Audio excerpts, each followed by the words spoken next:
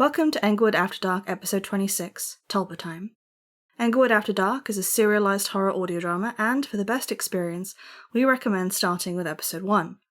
Content warnings for this episode include possession, ghostly happenings, grief, and conspiracy.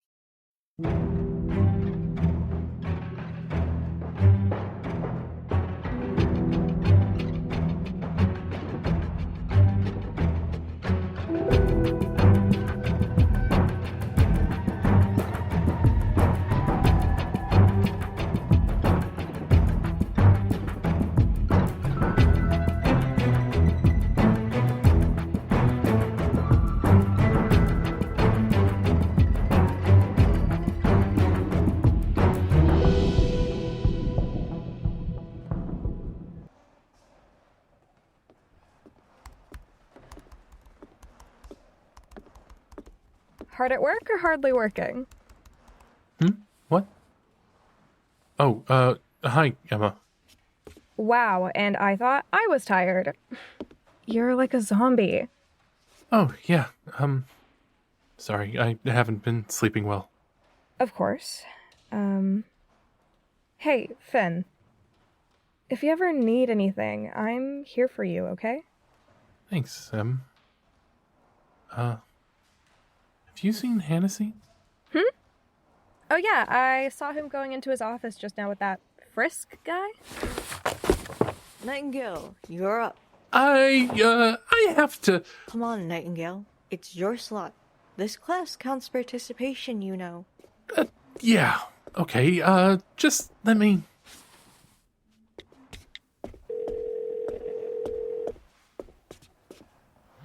Hey, what's up? How quickly can you get to Hannessy's office? He's in there with Frisk right now. Fuck, I'm on it.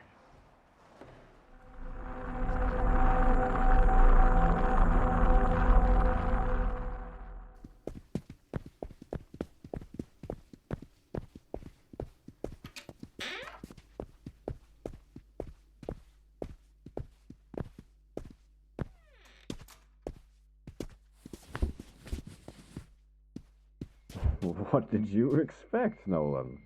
For us not to make it on the news, you know it's a critical time. I'm afraid I don't really care. Watch how you speak to me, Nigel. You want us to be friends, no? I have done a lot to light your way, Nolan. Now, it's time for you to get out of mine. Don't lose your head, Nolan. Fine, but I'd better not see any of this in the press.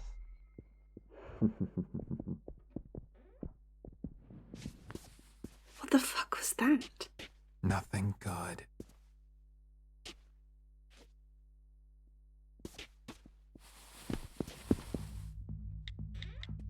Miss Pemberly. Mr. Huntington. Are you a little lost? Finn said we should meet him here after rehearsal. Sorry, we didn't know you'd be using the classroom. I see. Well, while you're here, take a flyer. For the one-person shows? Precisely. Of course, our Finn will be up there, and even I have a small cameo. I think I'm busy. We're also streaming it on the Twitch, if you can't be physically with us. Such a useful invention, isn't it? Yeah, right. Well, thank you, Professor. We'll get out of your hair and go look for Finn. See you both later.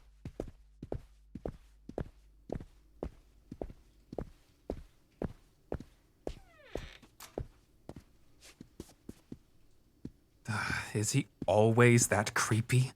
No, that's a more recent development.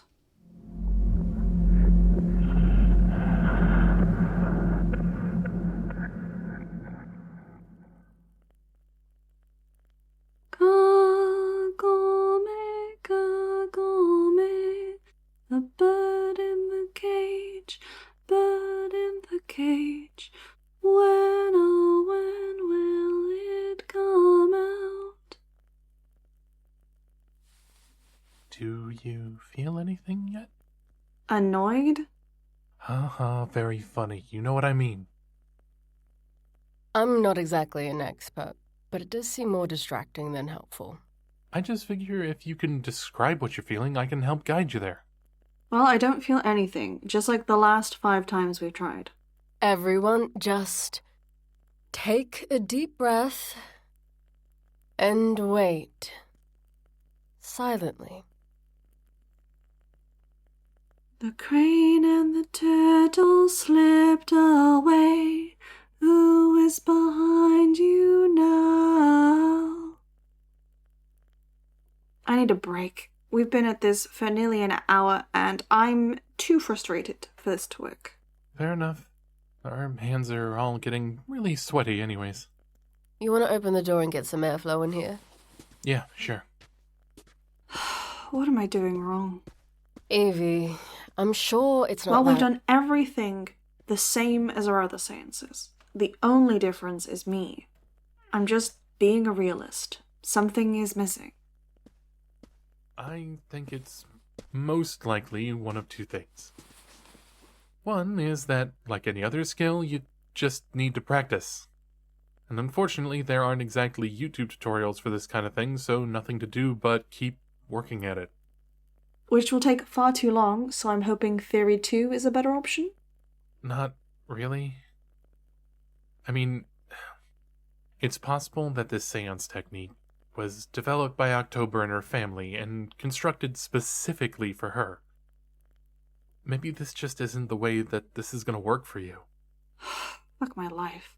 We could also try and go back to using the spirit box to communicate if this isn't working. Last time you tried to phone a ghost with that thing, it ended up being a serial killer. I don't think we can trust it to find October specifically.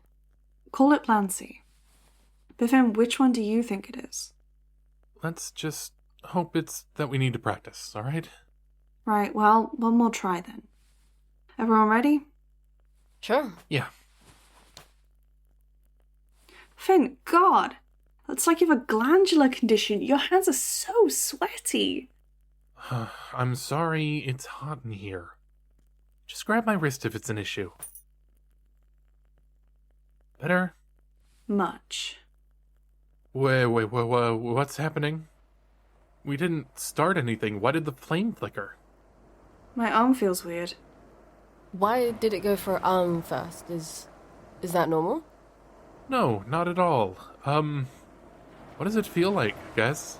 Like pins and needles, but not cold like it's numb, it's warm. It feels like it's coming from you, Finn.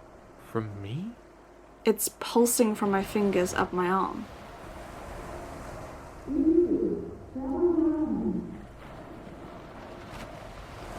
Did you hear that? Hear what? What do you hear? The ocean and my mom's voice? But your mom is alive, Eve. Yeah, but I almost wasn't, remember? What's she saying? She's saying, grab my hand.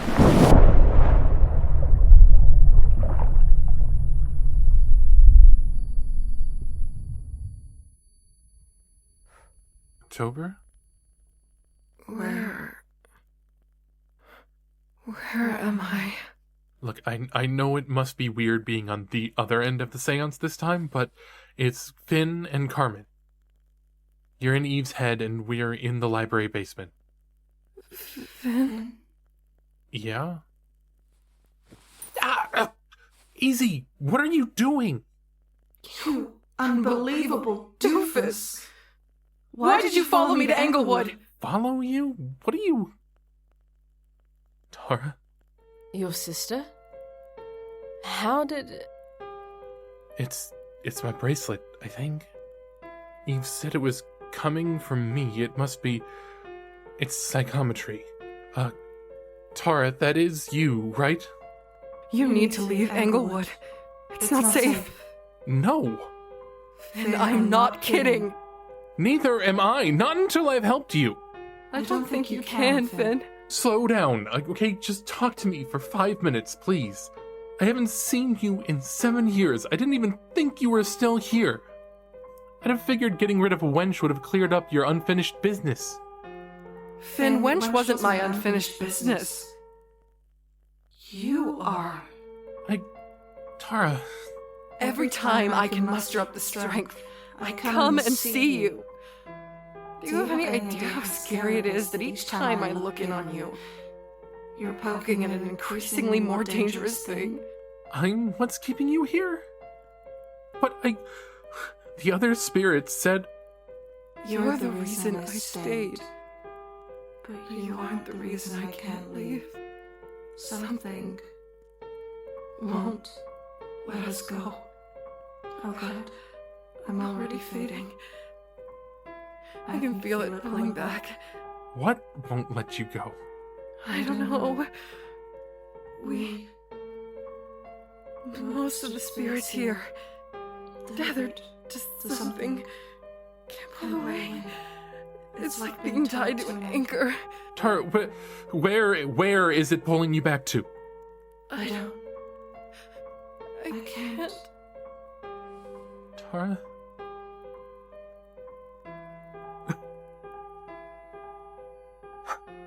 Finn, I'm sorry.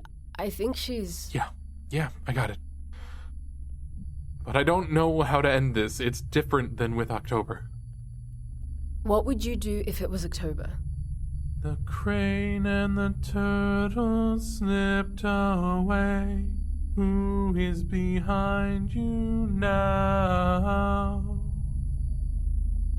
It was when she drowned, right? That's what she was remembering? Yeah, Eve, you're safe now? That's not it. Fuck.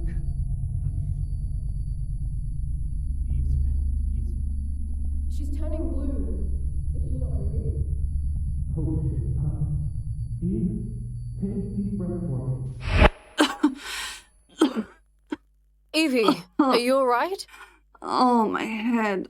What happened? You don't remember? I remember it felt like I was treading water, trying to keep my head above the waves. Did it work? Shut up. How bad are you? Can you stand? Anything else hurting besides your head? Your throat?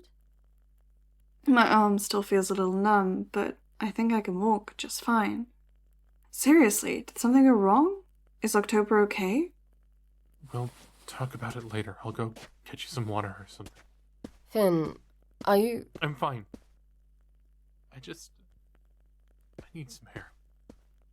Alright. Come back soon. Carmen, seriously, I'm starting to freak out. What did October say? It... wasn't October.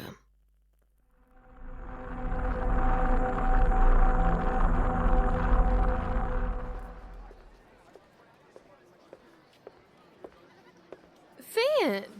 Oh, hi, Val. You look tired, hon. You sleeping? Not much. Finn, what's up?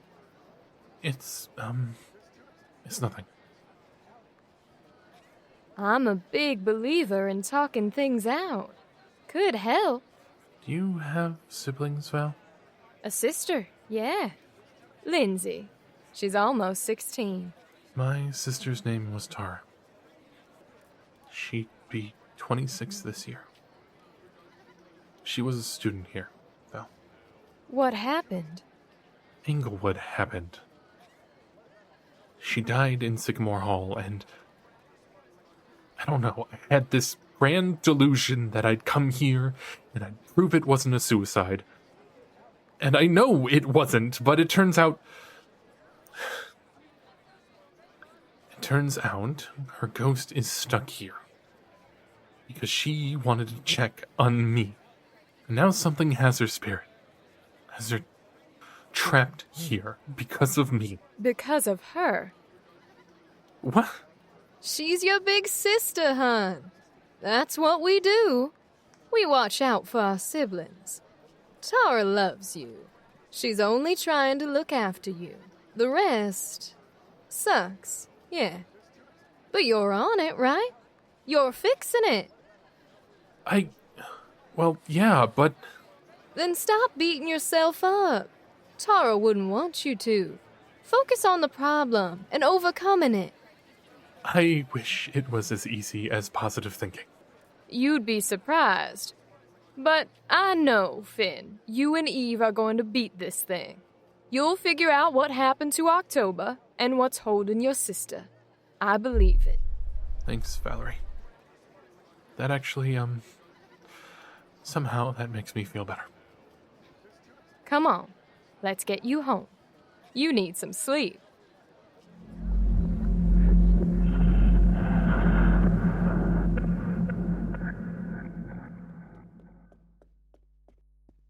I have an idea. About contacting October? No, not really. I was talking to Valerie. Is that really a good idea? Valerie has helped out more times than she ever had to. She's cool. Oh, no, cool, right. Why not? It's not like we're doing anything dangerous. Anyway, she said something about the power of positive thinking, and it got me thinking about Tulpa. Tulpa? That was a type of imaginary object, right? Or an imaginary person?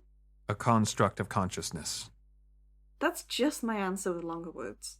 But when it manifests physically, it's no longer imaginary. Fine, but that seems pedantic. I remember October talking about a doll tulpa. It was dropped into a river, wasn't it? We didn't go into a lot of detail, but something about what Valerie said resonated with the Tulpa. The idea of thinking, making something happen? And because they were allegedly able to trap a spirit inside a physical object? Yeah. You think someone might be using the Tulpa to trap the spirits? I was thinking about what October said about impressions, and about cages and hauntings, and how ghosts can move, and about the ghost knife and the whole 21 grams thing, and I keep coming back to the same thing. There are so many ways for the physical and spiritual world to interact, and I just... You think there must be something we can use, right? Yeah. We don't exactly know a lot about how tulpa work. A family managed to create a tulpa of a ghost by believing in it. There has to be something there. Do you want to create a tulpa? Could we? No. But actually, I don't know. There has to be something more to it than imagine it into being, surely. Otherwise, they would be all over the place. The doll. October said it started as an imaginary friend, yes? But that imaginary friend was actually a ghost? Yeah. Maybe it needs to be based on something that is, for lack of a better word, real? The difference between this imaginary friend and any other is that this one had a substance to it. It had a figure, a creature at its heart. Like the family pulled something through instead of creating it from nothing. This is all extremely rough and theoretical, but it warrants more research. Oh, you reminded me. What is that? Look at the name at the top. Conceptual energy transfer and retention across a paranormal concentration gradient, a study by Calvin Nielsen. Wait, I know that name. He's the parapsychology guy. The old Englewood professor? Yeah. What is it? I only read the abstract because it's super dense, but look, it mentions Tulpa and talks about interactions between the physical and the paranormal. It also talks about storage. Storage, reservoir, energy gradient. Is this entertaining the possibility of using supernatural energy? Like a ghost battery. No, not like... God, actually, yes. Yes? I think this is talking about harnessing energy from the supernatural. Is this really coming full circle back into the scientific method? I'm not sure if I'm relieved or not by that. The point is, Nielsen researched this stuff. Probably a lot, because there's a ton of stuff referenced. And after all that time, he decided that there was some way to interact with and store ghosts with physical objects. Chuck, pass that here. Let me read.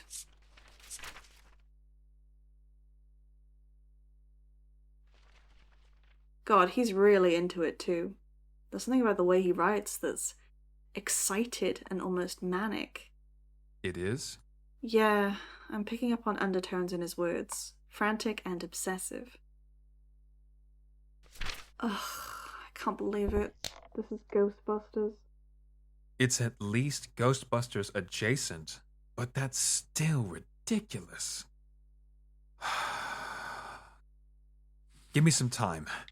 I'm going to find this paper. It's right in front of you?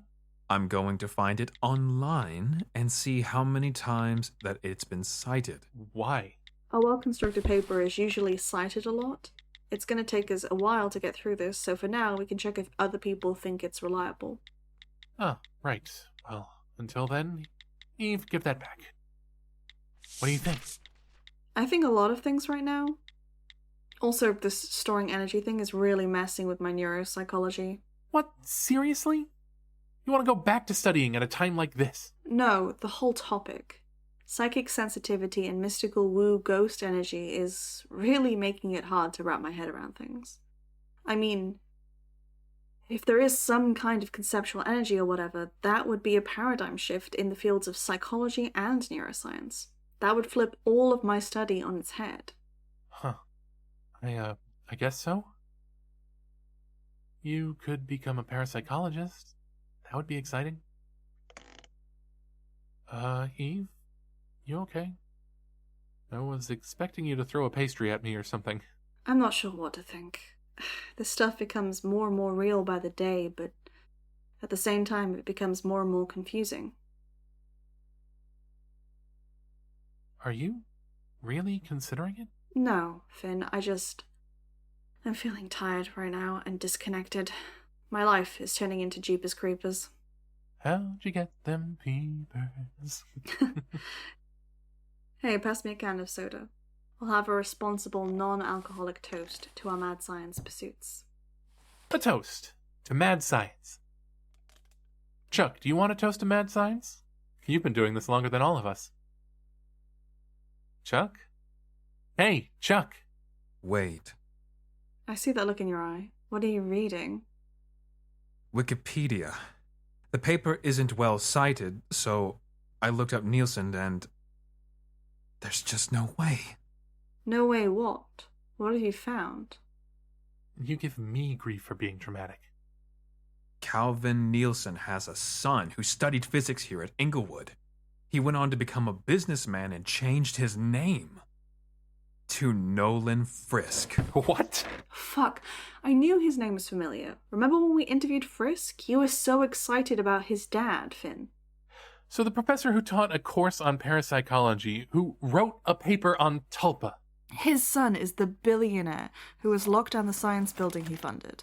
The parapsychology professor who drafted a proposal for a battery that stores conceptual energy is the father of the billionaire energy mogul who is revolutionizing power generation. The same son who apparently is a family friend of October's, who paid for her funeral, whose company sent us a goddamn cease and desist letter. Finn, can you find the raw audio for that interview we did with Frisk? Already on it. See where the fire started? No, by the time I realized the chapel was even on fire, the fire had already eaten its way through the curtains at the back. Electrical fire, they said. This is about the chapel fire? Frisk was involved in that? Yep, one of the 2 survivors. Right. Mr. Frisk. Call me Nolan, please, Finn. I'm actually a fan of the show. Gross. You're too kind, Nolan. But what Finn was trying to say is that the fire's origin seemed more suspicious than just an electrical fire, given that the doors to the chapel were locked and barred prior to ignition. So, you think someone tried to burn us all alive? Isn't it too suspicious? The fire caught way too quickly. The barred doors, 5 go in, only 2 get out alive. Are you accusing me of something? God, I forgot how freaking weird this guy was when we interviewed him. Wasn't this a poltergeist? That's what I remember reading in the archives. Thank you. See, Eve? Can we just listen? Oh, right. Yeah. Of course not. But can you tell us what happened that day? Why were the 5 of you in the chapel? I can only tell you what I told the police officers at the time. Let's see. The chapel was in repairs. Something about termites, was it? And because it was far enough from the main campus, it became something of a hangout spot. Abandoned buildings do add that sense of fun to a night out. Finn. What? Think about the farm behind campus. People are always going there to hook up, even though a bunch of people have died out there. Finn. Right? Sorry. So, whose idea was it to go there that night? I do not recall. Maybe Alani suggested it. But when we got there, the others were already inside. By others, you're referring to Warner, Bryce, and Lucas? Yes, but it was Warner we noticed. He was high out of his mind. Tried to climb up into the warped balcony. Bryce and Lucas egging him on. Yeah, those guys were Brotherhood, weren't they? I mean, their families fit the bill. Affluent AF. As far as I remember, I think Bryce Vanderbilt was actually Magus for a while back then. Jesus. And then the fire started. Not right away. Alani tried to talk Warner down for a little while. Then I smelled the smoke. Let's skip a little. This is all just filler. I scaled up the balcony and smashed out one of the windows with a chair. Alani was almost unconscious from the smoke at that point. I had to carry her over my back. Not easy. We didn't so much as climb out of the window as we did fall 2 stories. But once we were out, there was nothing I could do for the others. Nothing you could do? The roof collapsed. My friends died. As much as I might wish it sometimes, I'm not superhuman. No pep talk, positive thinking, or heroic deed could have saved them at that point. Oh, isn't it so nice of him to rescue Alani? So kind. I especially love the way he left the others behind to burn. And can it really be coincidence? Him referencing the power of positive thinking? Skip to the poltergeist question. And what about the rumors that it was something paranormal? According to students on campus at the time, the old chapel was haunted. People interviewed for the Englewood edition state that there were cold spots, electrical shocks, haunted laughter. Finn. You think a ghost locked us in? Well, you were the one that was there, Mr. Frisk. Do you think there's any chance it was something beyond the mortal ken?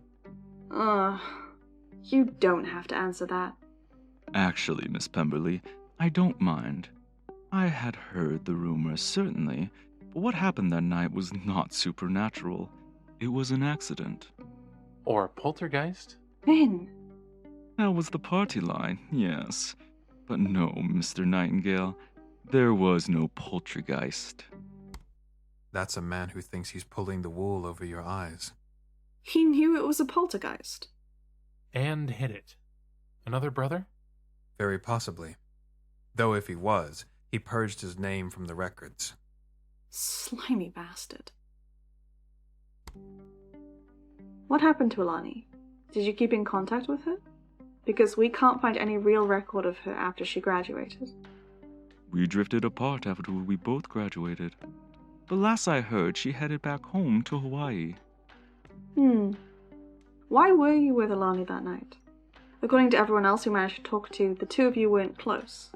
Sure, but I was working on it. I mean, I was before we almost died that night. Felt gauche to keep pursuing her after all that. Do you know anyone who would want to hurt one of you guys?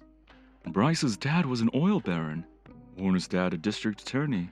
Lucas's mom a daytime television host. Only Alani and I were unremarkable. Liar. Hardly unremarkable, Mr. Frisk. Perhaps not now, no. But back then, I was no one. Your father Was a disgraced professor of parapsychology, certainly, but why would that drive anyone to kill me? And you don't believe in ghosts? I am not my father, Mr. Nightingale. In fact, I believe we're finished here. Insufferable jackass. He really shut down when we got to his dad, huh? Yeah, I mean, at the time I assumed it was just because a billionaire didn't want us tracing him back to his crazy dad. But that doesn't seem right anymore, does it? No, it certainly doesn't. We need to look into this much more. I'll see if I can find what happened to Frisk's dad. I'm gonna scour this stupid paper. And I'll stay here and pick up October's research on Tulpa.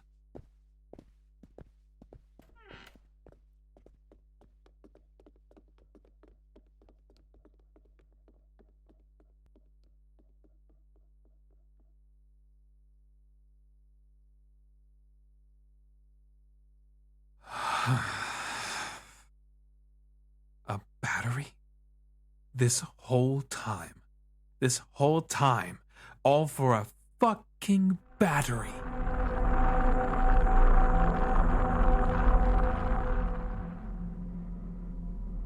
Mr. Frisk. You see him too. Frisk has a ghost tethered to him? Like a little pet. Except it's some creepy old guy. Everything within normal levels. There's been some unusual activity recently. Unusual how? Power spikes. Several times a day, mostly coinciding with people entering into the room. Fascinating.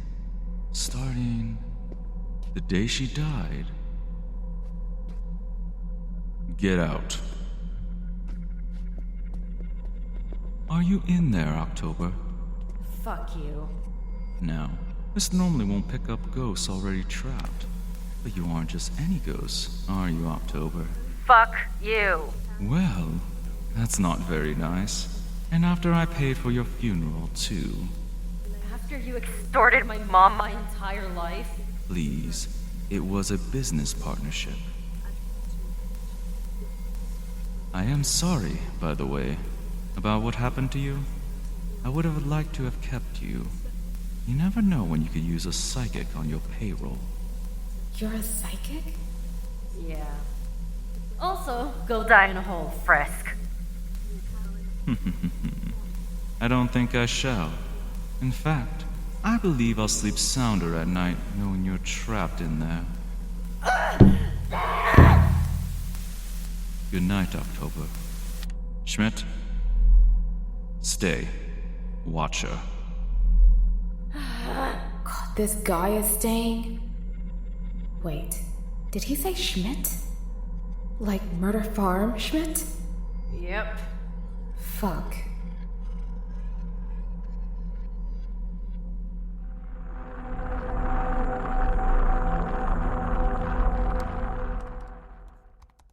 Come on.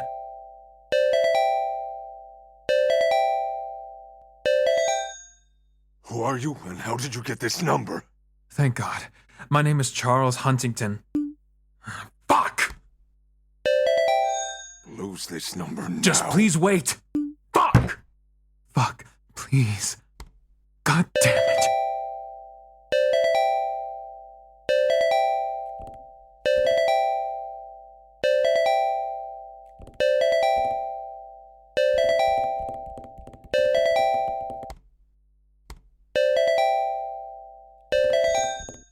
I say... It's back! Please don't hang up. It's back, and I think it's getting worse.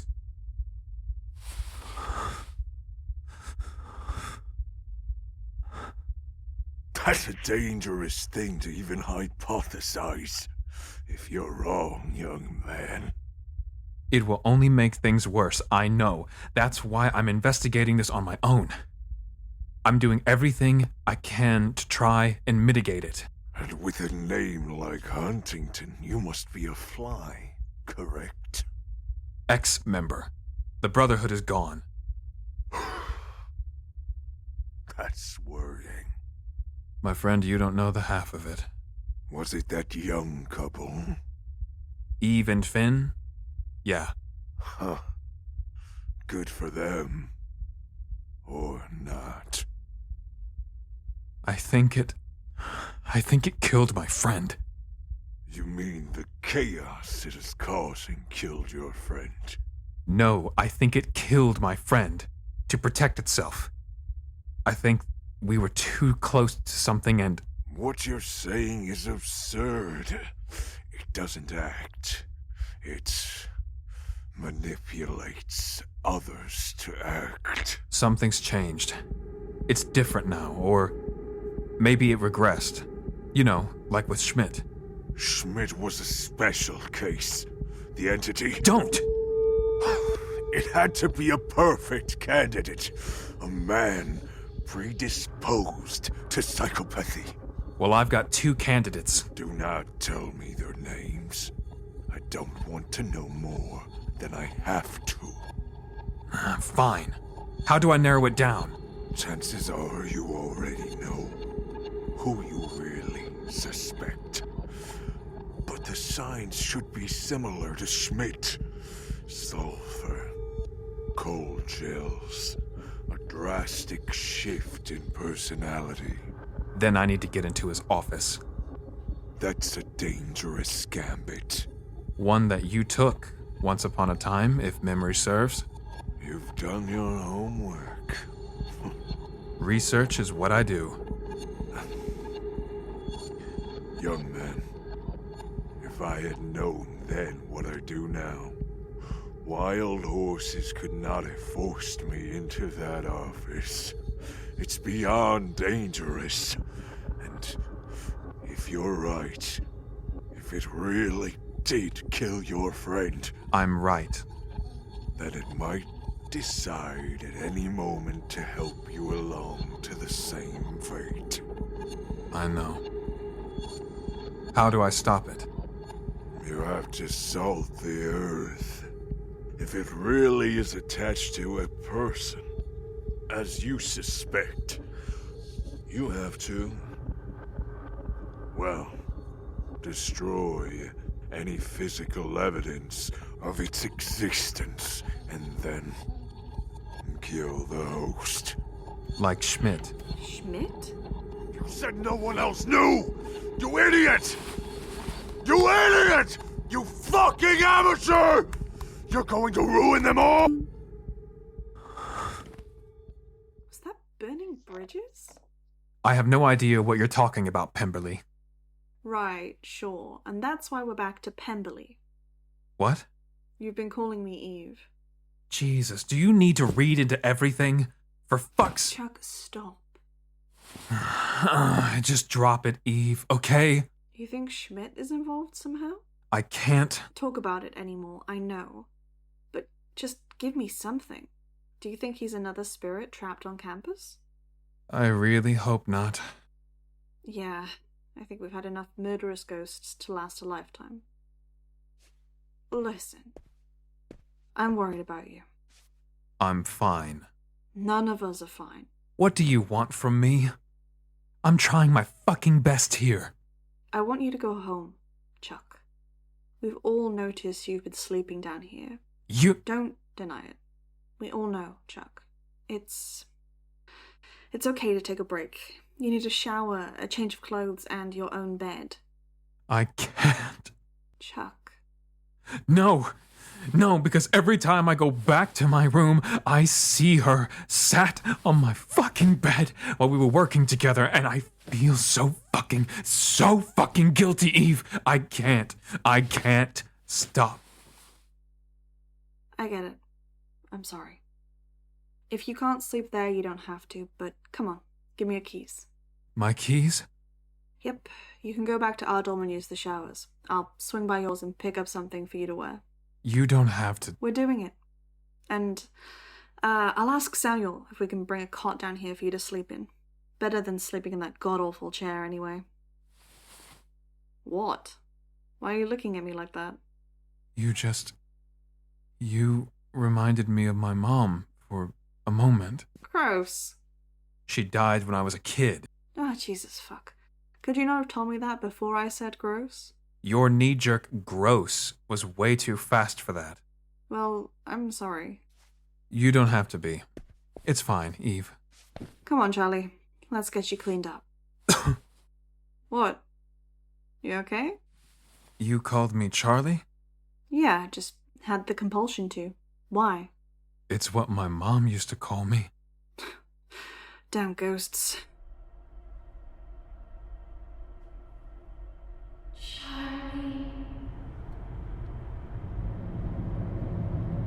Charlie. Charlie, I wanted to talk to you about what happened at school yesterday. Charlie, pause the game, please.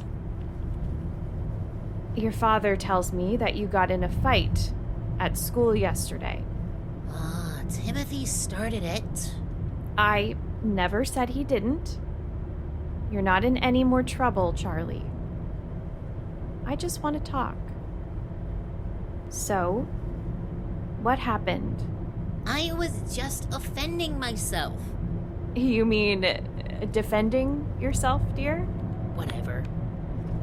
Charlie, we weren't done talking. Hey! Charlie, you're not listening to me. You didn't even pause it! Charlie, get back in your seat! Oh, Jesus, honey, you can't do that. That is really... Mom, look out!